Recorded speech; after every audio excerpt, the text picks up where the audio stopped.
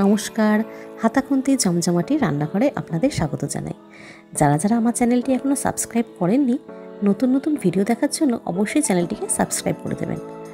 আজ মাছের মাথা দিয়ে মুগের ডালের একটা রেসিপি শেয়ার করছি। এর জন্য 1 কাপ মতন মুগ ডাল নিয়ে কড়াইয়ে হালকা করে ভেজে নিয়ে প্রেশার কুকারে সামান্য নুন দিয়ে জল দিয়ে আমি সেদ্ধ বসিয়ে দিলাম।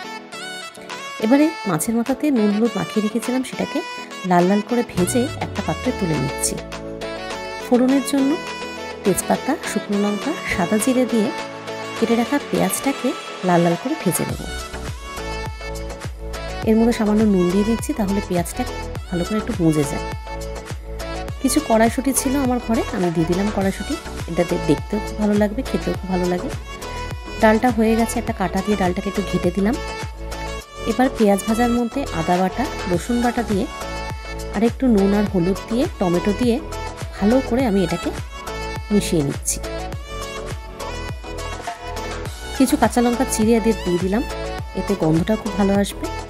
এবার সামান্য চিনি দিয়ে আর একটু রঙের জন্য লঙ্কার গুঁড়ো দিয়ে ভালো করে আর একটু ঘেটে নিয়ে সামান্য জল দিয়ে দিলাম। ভেজে রাখা মাছের মাথাটা আমি এর মধ্যে অ্যাড করে দিলাম। আর ডালটা যে আমার হয়ে গেছিলো, সেই ডালটা দিয়ে পরিমাণ মতন জল দিয়ে 10 মিনিটের জন্য চাপে ঢেকে রাখলাম। আমার রান্নাটা কমপ্লিট হয়ে গেছে।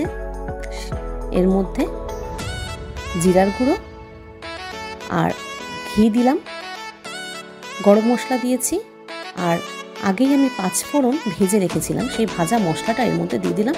এতে এর গন্ধটাও খুব ভালো আসে। বাটির মধ্যে ট্রান্সফার করে নিচ্ছি। আমার ডাল রেডি। আমার রান্নাটা যদি আপনাদের ভালো লেগে থাকে তাহলে অবশ্যই একটা লাইক, কমেন্ট আর শেয়ার করে দেবেন। কেমন লাগলো একটা কমেন্ট করে জানাবেন। ভালো থাকবেন।